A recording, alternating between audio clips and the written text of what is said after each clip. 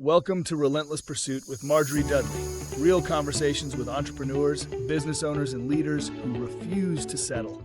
This isn't about overnight success. It's about the decisions, discipline, setbacks, and standards that shape extraordinary results. If you're building something that matters, you're in the right place. Thank you. Hi there. I am so excited to have my friend Hattingh Basson, he goes by Bass, as our guest today. He is one of the senior partners and a co-founder of Southwestern Talent.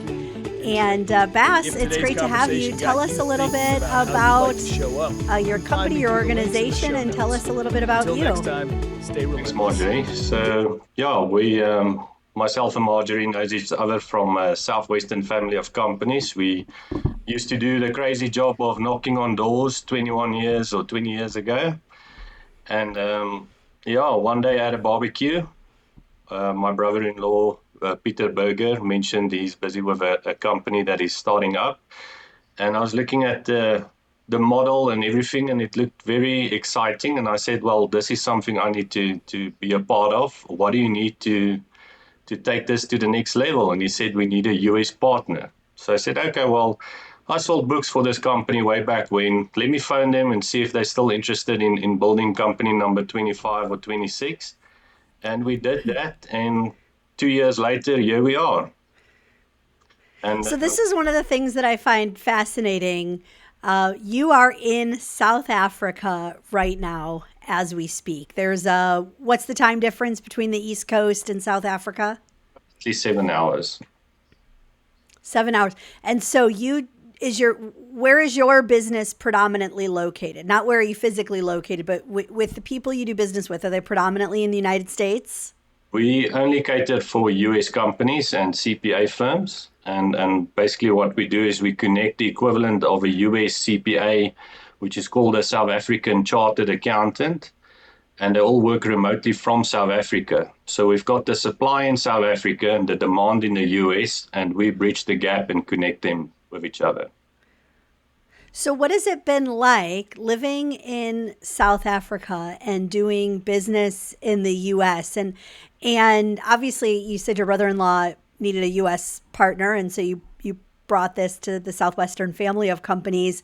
Tell us about all of that, how that came to be and what that was like starting that up and what it's like doing business across a couple continents.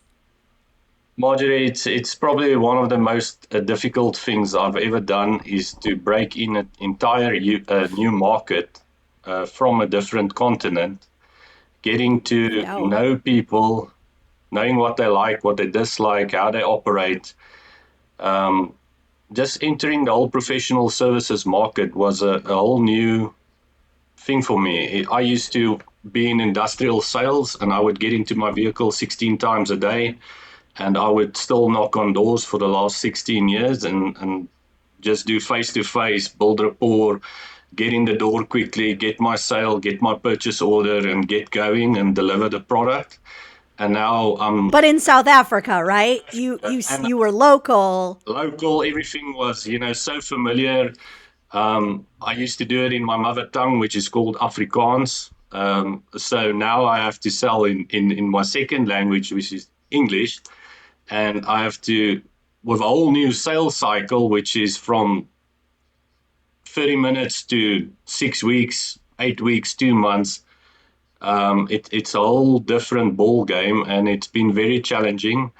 There's a lot of factors that made it challenging, but very exciting at the same time. We are changing lives one life at a time by giving South African chartered accountants and bookkeepers new opportunities to provide for their family a better income, better living. They can make a good living here in South Africa. And in the same time, there's a big shortage of US accountants that we can fill the gap. So your brother-in-law comes to you with this wild idea, and what made you go, hey, I think we should really go after this thing? Like, what made you want to build? Because building something from the ground up, I mean, that's why this is called Relentless Pursuit. It is not easy. It is challenging. It'll test you every day. It'll stretch you in ways that you can't even imagine. So what did you see in the opportunity, the concept that you said, hey, let's fight for this thing? Well, Marjorie, two things. One is I have a big love for Southwestern family of companies. They really shaped me when I was young. I used to be the kid that was off schedule, and they helped me to get on schedule and get on track with my life. And when I met my wife, I told her, if we ever get the opportunity to work with Southwestern again, doesn't matter where I am in my life, what I've achieved, I am dropping everything and I'm going all in with Southwestern. And one of my mentors, Dave Causer, made me a commitment. Whenever I present a good idea, he'll do the effort to investigate it, and that's exactly what happened. So, funny story, I was at the pivot of my career, and where there wasn't much room for growth. The next step was self-employed or ownership or partnership or something. And first time I went self-employed, I told my wife in the driveway, I said, today I'm going to resign. I'm going to take my retirement fund and we're going to build a business. And she said, so what can go wrong? I said, we can only lose the house, but that's okay. We can buy a new one after we... That's it. You can always... There's more of those. They make more. They make more, It's, oh my gosh. So obviously you have an incredibly supportive partner. So your brother-in-law comes to you. He says, we need a U.S. partner. You go, I got an idea. And is it Dave Causer that you bring it to? Or, I mean, obviously it's really cool. This is, I think part of it, connections do really matter. Networking and just having a great, strong set of relationships. So what happens next? You bring it to Dave or who? I brought it to Dave, and then it took a couple of months. He introduced us to an individual called Dana Holmes, and Dana is just a phenomenal business developer, business strategist. He understands so many different industries. He immediately had a look at the model, and he said this is something that fits into the Southwestern family of companies. As you all know, we work with a bunch of 1099s, so it's quite similar. And it took about 4 or 5 months, and then the final push was we decided, myself, Peter, and Martin, to get on a plane and go to the US and go look Dave and DC Dave and Dana and everybody in the eyes and shake hands. And we went back without a contract, and we went back on faith. And I went to my previous business partner and I said, well, this is it. You have to buy me out. So let's go to the auditor. Let's go find out what the business is worth and let's get it done. This is what I'm doing. Okay. So you had a belief that this idea had legs and with the right U.S. partnership, you guys could really make a go at it. That was what year, by the way? It was last year. February, I reached out to DC, and in August, we jumped on a plane. Okay. So like baptism by fire. What are some of the challenges you've encountered starting from the ground up with an obviously very solid partner? Southwestern family of companies is, 170 years old and has an amazing track record. So you obviously have, the support of an incredibly solid partner, but what have been some of the challenges of just being in the startup phase? Marjorie, it's not the first business I've built, but even it doesn't matter what the product is and who's the clientele. There's the two main questions that always pop up, and that is, how long have you been in business, and how many clients do you have? So that was probably the biggest challenge we had to overcome. And since then we've signed a couple of nice, solid US clients, a couple of nice, solid CPA firms, and we got everybody excited. And now our clients are, being advocates for our business, doing testimonials, and we're just going through the natural phase of building a business. The groundwork is done, the foundation is set. We've got a phenomenal talent pool that is ready to go, ready to interview. We've placed people within 2 weeks, 6 weeks, doesn't matter what the requirement of the client is. And we've got close to about 1,200, 300 vetted accountants ready to go for the US Wow. market. That that's incredible. So, how long have you been in business? How many clients do you have? How did you overcome those very obvious obstacles when yeah, we've only been in business a couple months and maybe we only have one client or no how did you overcome that? Well, going back to the basic roots of selling books to door, it teaches you, what's the objection. So obviously these are two objections. And, you cover it in the front end. You tell the client, you know what, we're brand new, but this is why we are in the market and this is the difference we can make. And this is why the product we offer is a little bit unique. And we try to pivot off the 170 years, and sometimes it works and sometimes it Yeah. doesn't, but we get around it. But being upfront and honest in the first call is the only way to go.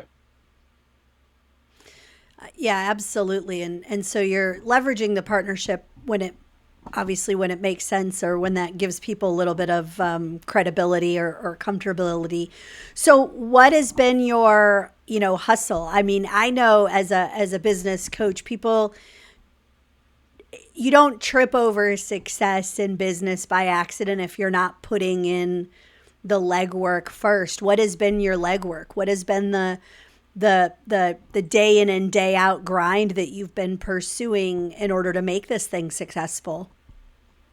Marjorie, in the first year, building a new business, you have to be in the presence of the clientele. So I had to do the sacrifice of being away for 6, 7, 8, 9 weeks at a time, away from my family, my two daughters, and just building the foundation. Because I found that whenever I hop back on that plane over the ocean, as soon as I reach South Africa, I am null and void for some reason. So, you have to close the loop and close the circle while you're still in the US. And it's very important to show up. Like, for probably my biggest success lately is Dunkin' Donuts, to be honest, because it's quite Fun. difficult to tell me to bugger off when I come with 12 dozen or a dozen donuts, and right on tea time, 10 o'clock, then that's a very good time to talk about workforce planning.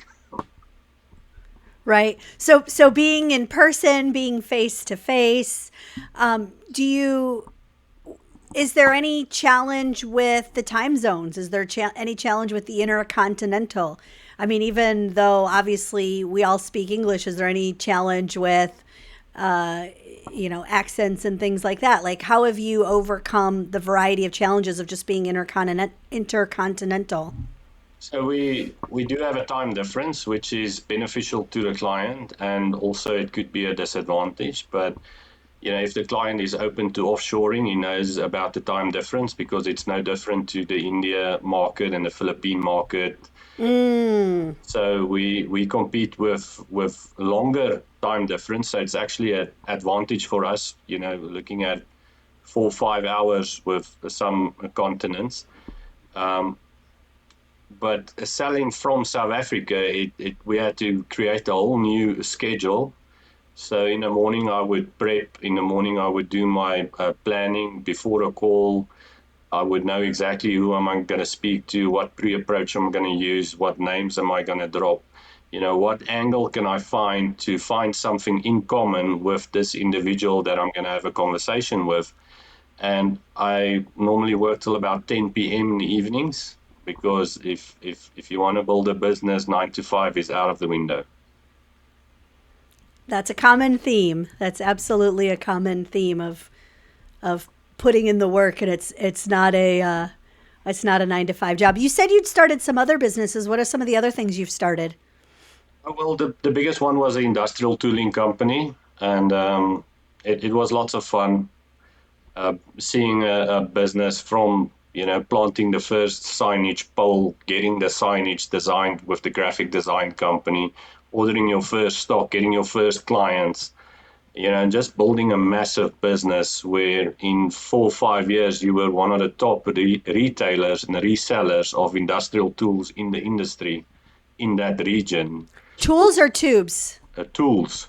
tools like spanners So, and hammers and toolboxes and hydraulics and electric motors and bearings and bolts and nuts. And I've got more wow. knowledge about bolts and nuts than a normal human being should have. I like it. So, and that was the business that you said when you were ready to start Southwestern Talent, you went to your business partner and said, hey, you have to buy me out.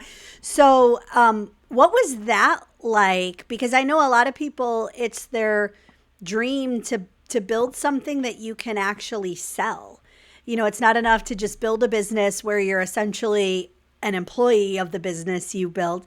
And for some people, maybe that is enough. I shouldn't say it's not enough, but if you're an employee of the business you built, obviously that comes with another set of challenges. And so a lot of people, their dream is to build something that they can actually sell at some point, because that's when, you know, you're leveraging yourself.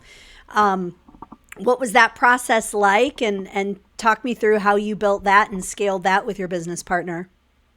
For the previous business. So, you know, it's all coming back to being upfront and honest. So before I got on that flight in August, I went to him and I said, listen, this is going to go either way. I don't know which way, but I cannot not tell you that I'm going to be in the US for 2 weeks. And you know, so when I come back, you'll know, but I don't know until I come back. So when I came back, we went for lunch and I said, this is it. I'm leaving, you know, let's go to the auditor. Let's find out what the business is worth and let's get the ball rolling. And, you know, it all comes back to choosing the business partner in the beginning. And because I had a phenomenal partner, the transition was really smooth. He understood, you know, where I was coming from, what I've done in the past. And this fits right into my basket of professional services, as I did 9 years at the bank as well, doing asset-based finance and financial planning and all of that fancy stuff with a pen, paper, and a calculator and an Excel spreadsheet. But, you know, at the end of the day, he understood completely. And, you know, we still have lunch once a month. And, you know, we're Nice. just friends. It's awesome. That's fantastic. So were you always confident with both of these businesses? Hey, I know I'll make them work, or did you battle any internal fears, doubts? You know, Marjorie, I don't know. I've got a unique look on life in the sense of, you know, if it doesn't require a doctor's degree to operate on a brain, then I can do it. If it doesn't require an engineering degree to build a bridge, then I can do it. You know, the product and the price will always change, but as soon as I close, the human reaction remains exactly the same.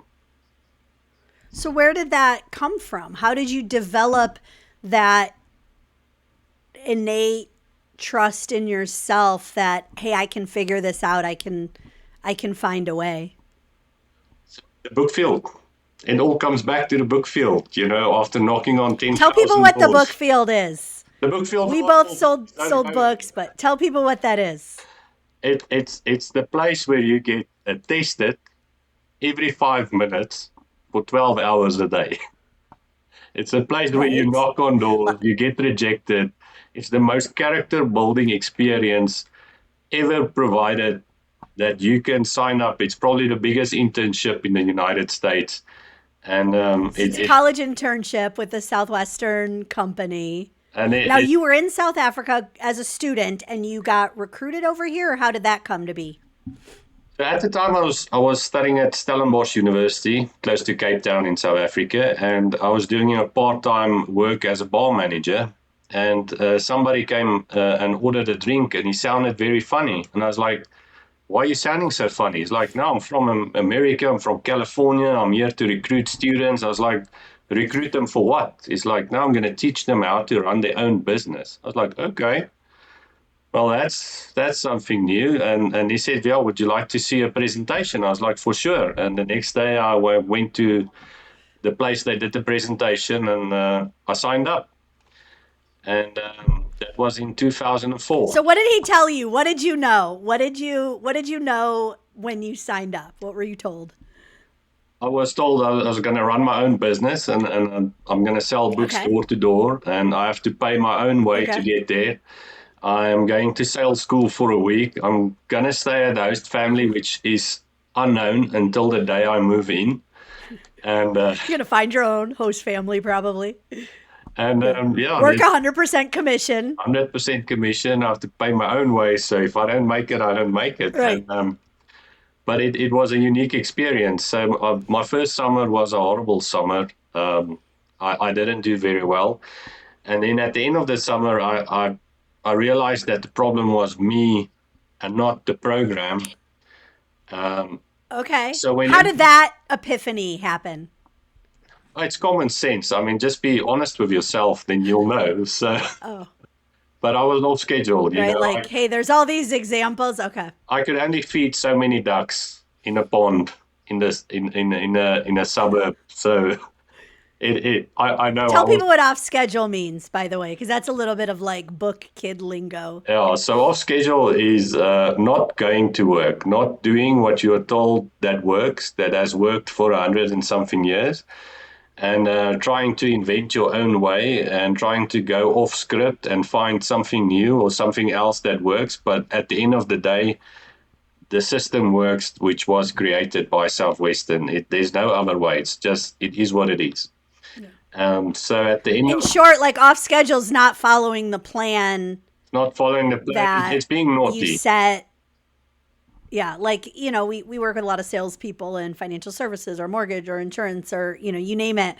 And even as full grown professionals, I mean, you kind of know what you need to do. And off schedule's like, I know what I need to do and I'm not doing it. So you reflected on your summer and you go, well, I was pretty off schedule this summer. No wonder I didn't do as well. Did you net any money, or were you break even or at a Everybody loss, went or home and they went to check out, and then I stayed alone in the book field for 4 weeks. And in that 4 weeks, I sold all the units basically for my entire summer. And yeah, I went back to check out okay. and got a few. I think I made like $876 my first summer, which was at least covered my flight Yeah. time. So Well, and imagine like going all summer to work and then, I mean, I don't want to say only making $800, but it sounds like what you didn't make in actual money, you made in lessons and learning, and probably the biggest aha ever.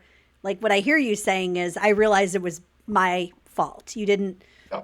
blame a company or the neighborhood or where you were, or the state you were in. So you have this aha. Is the aha at checkout, or when do you have this aha that, hey, that was that, if it's meant to be, it's up to me, so to speak? So that was when I was had to make the decision to go back to Nashville for checkout or not. And I knew if I go back to checkout, I'm going to owe the company money. So that's when I had my aha situation, and I said, well, I'm just going to stay here. I'm going to go back on schedule, and I'll fix this in 4 weeks. And I fixed it in 4 weeks. And then, not with coming back with a big check, I still knew that, everything that the company has done, the mentorship, the leadership, everything, it's right. It's the right fit. It's the right thing to do. And I said the only way to be successful is I have to bring back a team, but I have to do this again. And the only way I'm going to stay on schedule is if I have a team looking up to me to sell and coach them. Yeah. So I brought back a team, and that was summer number 2. It went phenomenally well. Then summer number 3 was double summer number 2, and summer number 4 was. What's phenomenally well? Summer 2 and 3. What's phenomenally well? I think I wasn't. Summer number 3. I think it was just over 4,000 units. For me, that was great. Okay. And bringing it back to summer. And what's that in dollars back in the year, in I like have 2006 no or idea. whatever? What's that? I was very reckless. Okay. I didn't keep track. See, I'm the other way around. I only remember my checks. I don't remember my units. I remember my checks. I only sell accounting services. I am not an accountant. Fair enough. Fair enough. So you did how many summers all in? 4 summers. But we actually 4 did summers. winters, That's what I did. because of the different hemispheres, we had to come sell. Our big summer break at university is between November and February. So we had to come in your winter Oh, to sell books. That's the only time. And they had a special sales school. Lee McCroskey, Dan Moore, everybody did their part. But instead of 3,000 students over 9 weeks of sales school, they did it for 46 students over 1 week. And we could only sell in the areas that is warmer in the United States. So we went right. straight to Arizona. So you sell books for 4 summers. You finally decide it's time to exit. But in that process, what are some of the things that you learned that have now helped you with Southwestern Talent? Well, the biggest thing I've learned was that you can always find a way. Doesn't matter what is the obstacle, how big is the problem. If you phone enough people and you speak to enough people, the problem gets solved. I love that. If you find enough people and you speak to enough people, the problem gets solved. But you have to be hungry and willing and whatever the opposite of defeatist is. I mean, if you've already got the defeatist, you could talk to people all day long and you're kind of sunk. So it's really about having that open mind to, like, I know there's a solution in here somewhere. So I love that. What else has really impacted your journey? So I left Stellenbosch. I came to a town called Bloemfontein, and my first, I couldn't find a job, and I was looking at, what people are using for firewood for when they have a barbecue. And I did a grading on the quality of it, and I was like, this is not up to standard. And I used to love a good old barbecue. We call it a braai in South Africa. Okay. So my real first business was supplying firewood, to all the supermarkets and individuals in and around Bloemfontein. And I did that for about, I don't know, almost close to a year. And then I realized I need to be back in the office with air conditioning, because I was doing all the work, packing, stocking, stacking, selling outdoors. And I knew I had a brain that was meant for something else. So I submitted my resume to the bank, and I got a job at the bank. Right on. So what is something people maybe don't know about South Africa, doing business in South Africa, or maybe that's different doing business in the US? What are just some interesting things that we've never come across? On my normal sales calls, they always ask me, so what is it like in South Africa? I was like, well, I've got an Apple iPhone 16e. My business partner's got the new 17 or 18 or whatever is launched. We're a first world country stuck on a third world continent. So we've got all the facilities. We don't have power outages, and we've got poor services maybe here and there in some towns with different regions and legislation, municipalities and all that. But it's very similar as to working in the US. We grew up. Okay. The reason we can all speak English is because of, Universal Studios, because we didn't have any shows in our home language. We only had the news for 20 minutes in Afrikaans, and the rest was all English, Beverly Hills 90210 and all of that. So we grew up watching all those Throwback. stories, and that's how we probably speak so well English, is by watching a lot of TV. Right.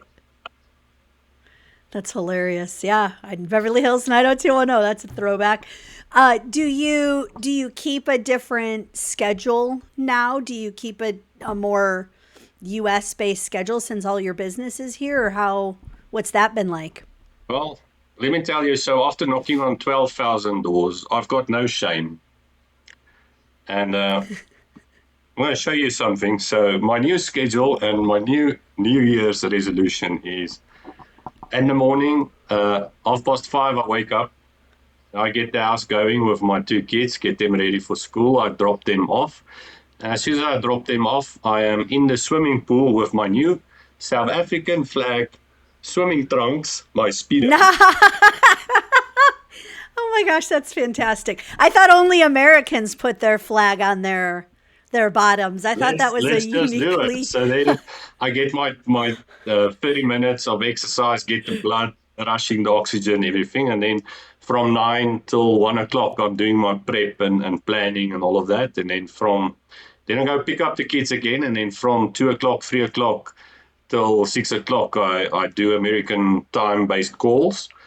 And then from 6 to 8, it's family time. So we have dinner and all of that. And then from 8 till 10, I catch up on my sales guy, David Terover in Chicago. And we connect and collaborate and get some action plans together. And I connect with my partner in New York or in Nashville with Dana and DC and everybody.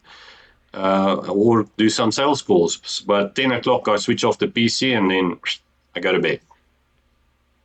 Go to bed. Well, I think I love your schedule. That is something entrepreneurs, business owners, the people that we've coached that really are the most successful, they have a schedule that they follow. And some are more rigid and some are less, but it really is about being intentional with your time. So that's the first thing I hear when you describe that. The second thing I hear is in order to find a way, you've adjusted to work US hours, but then also you cut out for family time and are intentional about that. And my hat is off to you for that, because we have to be intentional about all areas of our life that are important to us. I've loved chatting with you. Let's do just a couple kind of fun questions for the end. What is the best advice you've ever received?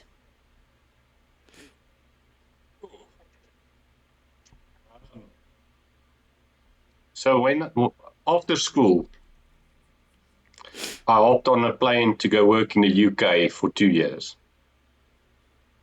And my dad said, "You are now a big boy, and you are now going off to the unknown.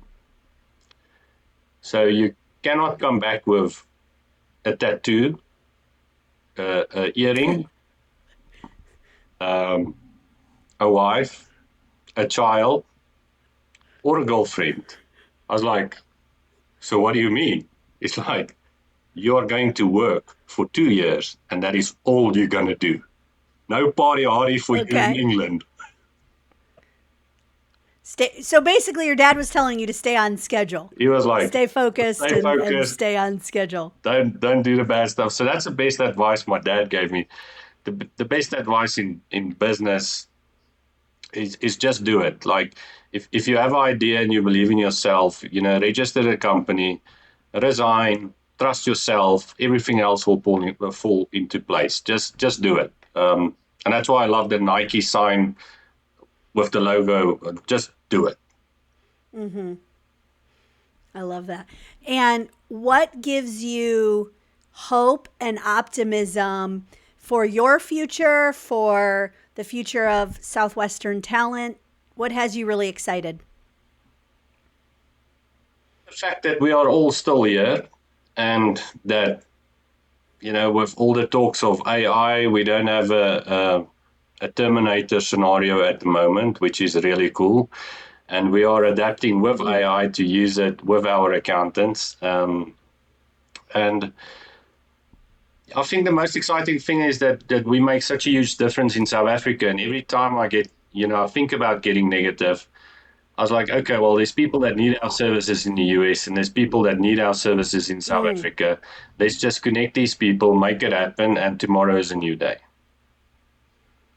I love that. Let's find the people who need it. Let's connect those people. And tomorrow's always a new day. Well, Bass, it has been amazing chatting with you. If you want to connect with him, I'll have all of his contact information in the show notes. It's been such a pleasure. And to all of you, stay relentless. Thank you for listening to Relentless Pursuit with Marjorie Dudley. If you want to build discipline, resilience, and results in your own work, that's what I help leaders and entrepreneurs do through coaching, speaking, and If today's conversation got you thinking about how you'd like to show up, you can find me through the links in the show notes. Until next time, stay relentless.